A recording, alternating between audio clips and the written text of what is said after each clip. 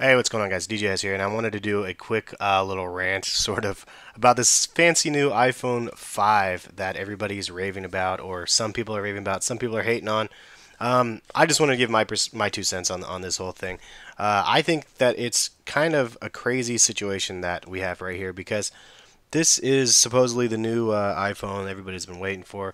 Obviously, there was a 4, and then there was a 4S, which the 4S was just like a little beefier version of the 4. Same general design. I mean, the outside of the body of the 4 was exactly the same. Then you move on to the iPhone 5 that you see pictured here. It says it's so much more than before and so much less. Um, so it's 18% thinner. So it's basically had it has and like I'm not a Mac or an Apple fanboy per se, but I'm not a hater either. Just so you guys know, so we're on a fair playing field. I'm recording this commentary for my MacBook Retina display. Um, so and I have an iPhone 4S currently. Now, before I had the iPhone 4S, I had a Sprint HTC Evo, and it was the 4.3 screen Evo and stuff, and it was a great phone. And part of me does regret changing it up and going with the iPhone. Part of me is happy, so I'm kind of on the fence. I'm not either for or against 100% Apple and the iPhone. So like, let's just clear that out of the way right now. This video is more for those people that are probably in the same situation as myself, that have an iPhone or that are familiar with Apple products, and you want to know kind of what all the hoopla is about. So the phone was a little bit thinner. The same thing with the Retina display. I mean, obviously with the technology leaping, where you can have a Retina display on a MacBook, the 4-inch screen is no big feat. But the resolution is supposed to be more like 9 by 16 or whatever that is, which is whatever the HD standard format is, which is supposed to be more real time with that. Faster wireless. They're bragging about this because this is the very first phone that is actually 4G. Now on your current phone, I have AT&T. On your current phone, it says 4G on the AT&T like section or whatever, but it doesn't actually have 4G, which is totally a ripoff for those people that think you're getting 4G speeds. And you should know better because the speed's slow as crap. And I had 4G on my Evo when it was first out, and it was fast, but it was very hard to connect to a 4G spot. And if I'm driving down the freeway, it would connect to a 4G spot, and then it would lose it, and then I'd lose a download or something like that because it was constantly having problems. So I recognize that the technology was newer back then. Now it's a lot more firm, so it should be better. It does have a new fancy graphics chip and performance chip, supposedly. It's the A6, up from the A5, supposedly twice as fast. How much fast do you need a phone, though? I mean, I don't know. I mean, that's just my own thing. Like this, if you're getting it just for the A6 chip, then I don't know what to say. And then you also get new fancy little headphone earbuds. On the negative side of it, there is a new. Oh yeah, on the other thing is for the camera. There's supposed to be some minor improvements, panorama view, which I'm sure there's applications out there that you can do panorama on anyway. So I don't think this is too huge with an upgrade for that. But this is the other thing that's kind of a pain. It's a new connector, and this connector you can plug in either way. So previously you had to plug it in one way. You couldn't flip the plug-in around upside down. It wouldn't plug in, obviously. So it's reversible. It's so smart. Um, but that's another $30 goddamn adapter you need to get. And if you have multiple outlets in your house and in your car, you're gonna have to get a goddamn adapter for everything. There goes $100.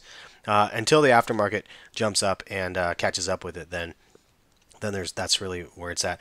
The other thing is they do have new maps, and I don't know if this is good or bad. I've seen some reviews that said it's actually horrible, but it is turn by turn, and that's something that my HTC Evo had previous to my iPhone 4S, and it worked fantastic comparison to the stupid Google Maps or whatever that they had built internal of my 4S. It's been a joke. Like, I've had to navigate around like not very easily since I've had my 4S. So and then it says Siri is supposed to be smarter, which I don't know what that means.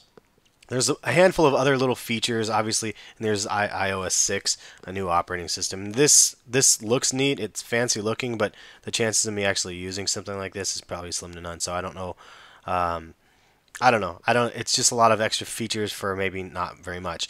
Now you have to ask yourself this. Like this is the question that I had to ask myself, and it's the general question. Like if you have a 4S, do you need an iPhone 5? Like is there what's the big draw to you spending the extra money to get an iPhone 5? For one, you have to have the newest iPhone product, and that way you are with the curve instead of behind it. I mean, if you feel that much pressure to get a new iPhone, then you need to reevaluate yourself as an individual and your the insecurities of you as an individual person. Now, again, I'm talking from the person, and I did pre-order the iPhone 5, so I do have an iPhone 5 coming, and I'm asking you guys though, for your sake, ask yourself, why do you need the iPhone 5? I personally, for me, the reason why I wanted to get the phone is so I could do a review for YouTube, for one, and a comparison and contrast between the 4S and the 5.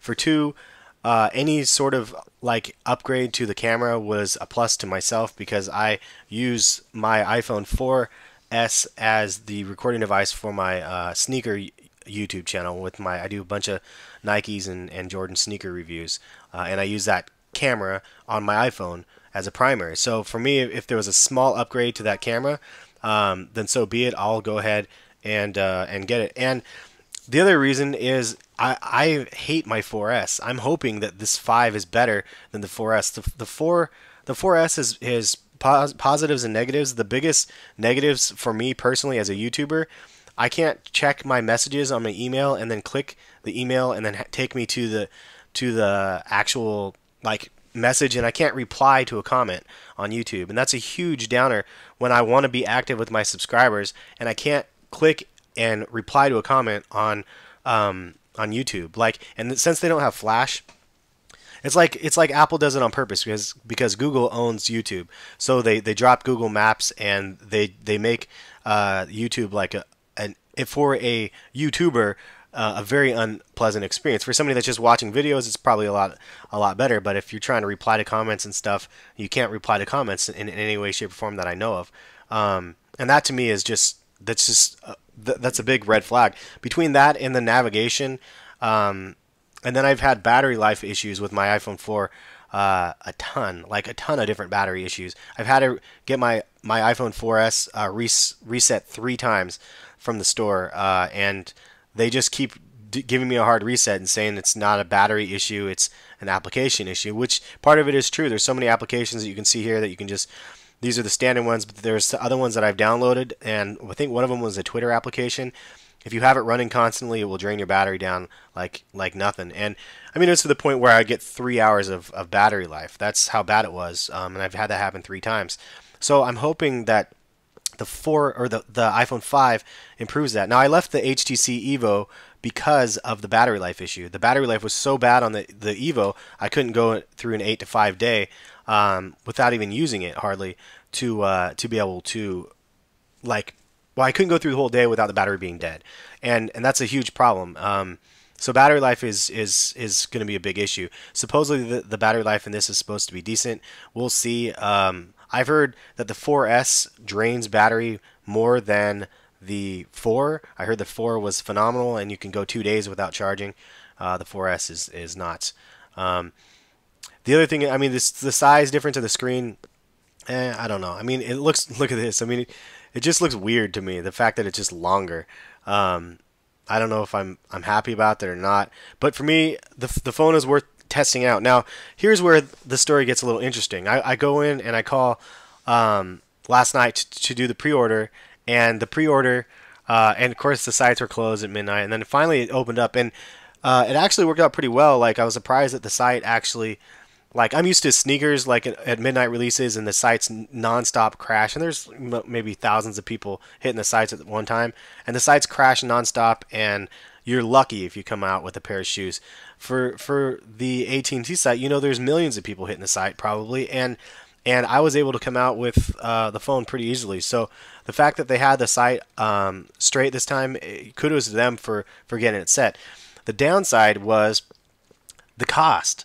The hidden cost that they have on these guys is outrageous. So it tells you right here. Let's see, if I go to the tech specs, I think it tells me right here. It says a 16 gig. They dropped the 8, I think. So it's 16, 32, and 64. Maybe they didn't have an 8 before. I don't even know what I have. It's so silly. But whatever it is, I don't have enough space. I mean, I run out of space all the time since I do videos. I have to constantly clear my videos. The price says $199, $299, $399. Then it has a 2 here, and then it's supposed to give you in some small print down here some sort of information, and it says right here requires a 2-year contract, blah blah blah blah blah. Doesn't give you a firm price on actually what the phone's supposed to cost. So you can see if you're eligible for an upgrade, and the eligible price for me was $450. No shit, $450 for an upgrade, and so I'm like, are you kidding me? It's gonna cost me $450 to buy this damn phone, and then I'm trying to do the math. I'm like, if I quit my AT&T service, I'm with a family plan, so for me and the wife, it's a little different because I have to quit both of the plans and then switch them over to Verizon or something like that, or Sprint. I could quit the plans, pay the closed fee, and then buy new phones from the other competitor, and it would be less expensive than upgrading for the phone directly from AT&T. So it's like that to me is a gotcha. Like my friend has had his iPhone from the very first iPhone to this one, and every single time there's a new iPhone that's released, he's able to buy the new iPhone at the price, even though his 2-year contract's not up. He's able to buy it at the price of the $199 or $299 or $399, whichever one he chooses. But he's able to get it at the new price model, and the fact that they're not doing this for users is. I don't know how. I don't think it's going to hurt their sales at all because people are so crazed over the damn phone. But when you consider it, like $450 is a joke, and I'm at the point right now because I thought that I read the text message, because you can push a couple numbers in on your phone, like pound 369 or 639. I don't even know what it is anymore. But you can put it in your phone, and then it will actually send you a text and say what you're eligible for, and it says. At $250 along with a 2-year commitment, but it says, but I didn't catch. It says we can offer you a discounted iPhone upgrade at a 2-year commitment price plus $250 along with the 2-year commitment. So it's $250 more plus the 200, and I signed another 2-year contract. That's just straight blasphemy, in my opinion. And so what I'm gonna do, I'm assuming, because I don't know how well this is going to work out, I'm going to do one of two things. I'm going to get my stupid iPhone 5 that I paid way too much money for, unbox it, do a review, and connect it and see how I like it, and then see what the market is for my 4S and see what I can sell it for, and then make up some of the money that way. The other option is just to get the iPhone 4 or the iPhone 5, unbox it and turn it on and not even activate it, do a quick review, and then immediately package it back up and sell it on Craigslist and try to make a couple $100 on it. And I'm not that type of person to do the resale thing too much, but if somebody wants it that bad, they can have it. I mean, that's just the way I look at it. And there are other options out there. My subscribers mentioned to me the Galaxy 3, S3, and they said it's a great phone. And then I was like, well, you know, my viewpoint on the Galaxy S was, you know, it's just not up to par. Like, it's a great phone and stuff, but blah blah blah. But really, like, I went to look at it, and I went to YouTube and saw some camera tests and some side-by-side tests between the 4S and the Galaxy S3, and I have to say it's on par. I mean, it actually looked better in some lighting situations than the 4S, and that to me was the big step, because I thought the Evo 4 that I had back in the day was supposed to have HD quality on the camera, but it was horrible. Like, it was jittery, and like if you moved with it, it trailed and stuff. It was just a horrible camera, and the camera is probably one of the most important features, along with everyday functionality. The fact that the Galaxy S would have native Google Maps, which works like a charm, and have compatibilities with Flash and YouTube and stuff like that, that to me is a home run. That's all the things I need. The only thing I question is the battery life. The other thing that really sucked about having an Android, in my opinion, in the past has been the fact that they change their damn operating systems all the time, and you do an upgrade on your phone, and it totally changes everything. And what I don't know what it is at ice cream now or jelly bean or I don't even know what it's at now, but they constantly change the OS, and sometimes you just get comfortable with the OS, and they completely change the format of the screen, so you don't know what's what, and it gets a little bit convoluted, and that can be a bit annoying. The ability to go through your Galaxy though and actually set your screens to where you want, and change the widgets and stuff like that. I miss that. I do miss that. It was a lot of fun to have that. But as a kind of some pros and cons, I mean, those are some of the pros and cons of having an Android phone. I mean, if and Android is one of those things where they have multi-tiered devices. They have some devices that are like free and they're cheap as crap and horrible and don't have enough memory to run the OS that they have. Then you have the cream of the crop ones like the Galaxy S3, where it's ideal like for the Android environment, and it's fast, and it has everything you could ask for a smartphone. The downside to me for the look of the Galaxy S3 is it looks just like the Galaxy S. There's nothing that defines that phone. If somebody was to just grab it off the street and look at it, you wouldn't know it's the Galaxy S3 or the Galaxy S1 or 2.